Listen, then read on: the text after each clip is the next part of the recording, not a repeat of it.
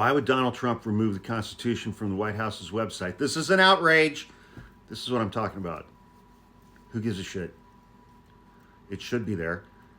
It's not mandated by law to be there.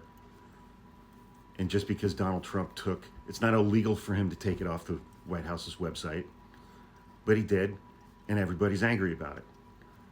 He did it to get a reaction, and he got the reaction that he wanted. It's not like there's language in the Constitution that says the Constitution is only in full force and effect as long as it's posted on the White House's website. He just did it to piss people off, man. That's it, period. Let go. Don't give him the reaction that he wants on this issue.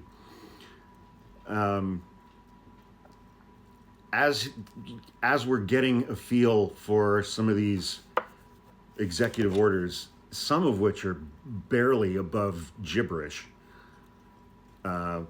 many of them are not entirely legal, it doesn't appear. A few of them appear to be blatantly unconstitutional.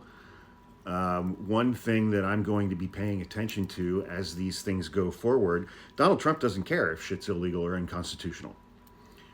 So, you know, birthright citizenship, I imagine that's going to get litigated pretty quickly because it's in the Constitution. Donald Trump doesn't care about that. He thinks he's got some legal workaround. Donald Trump wouldn't know a legal workaround if it smacked him in the head. But the main thing that I'm going to be looking for in Donald Trump's second term is, will he and his administration obey orders from federal courts? Will they obey Supreme Court decisions? My guess is no. And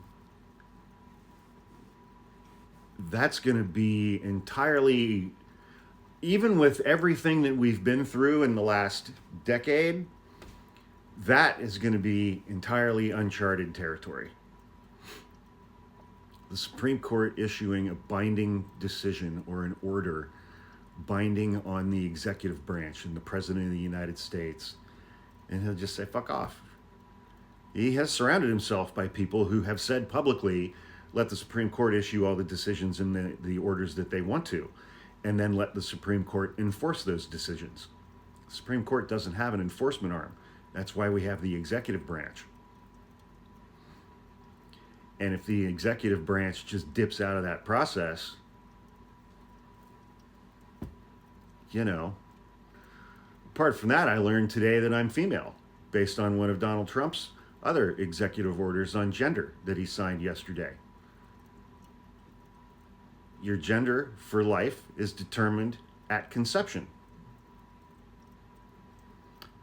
At conception,